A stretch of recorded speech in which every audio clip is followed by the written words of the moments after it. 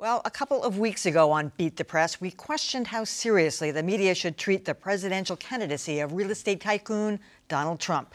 Now we've got the answer, as Trump has stolen the narrative from all the Republicans running. When Donald Trump declared that undocumented Mexican immigrants are rapists who bring crime and drugs into this country, his nascent campaign seemed headed for the dumpster. A dump Trump movement expanded today. That movement included several high-profile companies. The Serta Mattress Company is the latest to cut ties with NASCAR became the latest corporation to distance itself from. And today, ESPN became the latest company to. NBC News has led the way reporting on the Donald's woes, maybe in part because the parent company pulled the plug on both The Apprentice and Trump's Miss Universe pageant.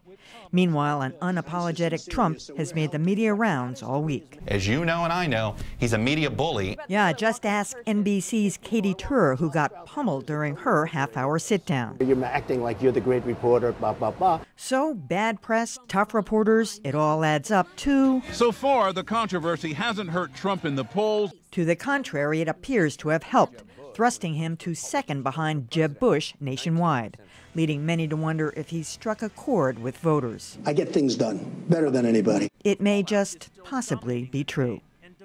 I have to say he's got a winning formula here because Republicans are loath to push back. I think he has struck a chord with the undocumented immigrants issue, and he's beating up on the press. He's going after them. That's what everybody wants to say. Oh, blah, blah, blah, you think you're so good. He's did it with everybody, including Bill O'Reilly. Bill O'Reilly, I have to say, had the best interview with him because O'Reilly is very knowledgeable. He really pushed back on some of his plans for, battling ISIS and what to do about Syria and Iran, Iraq, but he really did it. He did a takedown of that Katie Tur. That was a half-an-hour interview, and he was tough on her. Well, he may have stepped on her, but so what? I mean, it's good for him. That. It's good for him, and it's good for her too. It doesn't really hurt anybody, except that it hurts the public discourse because this whole thing is such a joke. We're in a very predictable, silly season of the presidential campaign. James Pindell had a really good piece on this in the Boston Globe the other day. I don't want to compare Donald Trump to Bernie Sanders, who I think is a serious person with serious ideas, but nevertheless, this is the time when people who no one is going to vote for has their moment, and Donald Trump is having his moment now. People may say they support him, but they are not going to vote for him. I think, okay. I agree with Dan. I think Trump has proved that he's great at exploiting a very particular type of news vacuum. There's really nothing happening in the campaign right now, and he's it. His antics, which is what they are it. The one thing I would say is I do think that he's showing that there is an appetite among Republican voters for this blustery, rich white man splaining kind of character. And I think, we'll probably see a little bit more of that as the campaign goes on. There are people who are clearly want to see a more confrontational approach, and that's what they're getting from him. I got to echo what Dante said. I don't think it's really so much about the time in the campaign that we're in as it is that he's tuning into sort of the Republican id.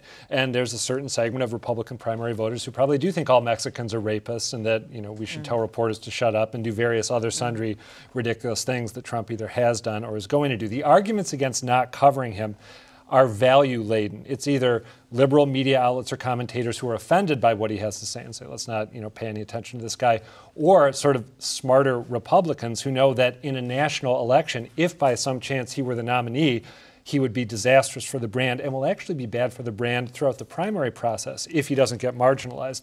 That's not a reason not to cover someone. The polls suggest he's resonating with a big portion of the GOP electorate.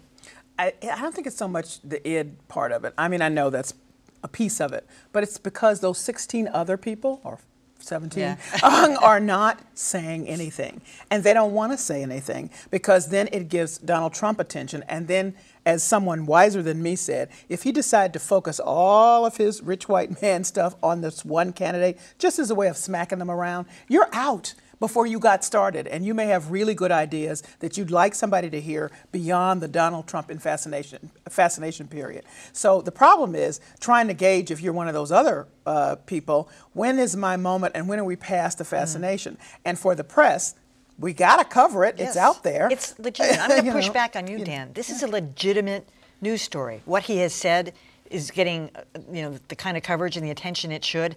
And I'm not sure that I know the media dismisses him. Yeah, I'm not saying it's not a legitimate news story. I'm saying he's not a legitimate candidate. I mean, I think those are related but somewhat different topics. He's not Pat Paulson. He's not in that category. Well, I think he kind of is in the Pat Paulson category. No, I You don't. guys need to, for all our young viewers out there, you need to do a little quick history lesson. Those are the Harold always Stassen ran like 1,000 times. 1,000 times. Right? He was a one-time congressman, and Pat Paulson was a comedian. Yeah. Yes.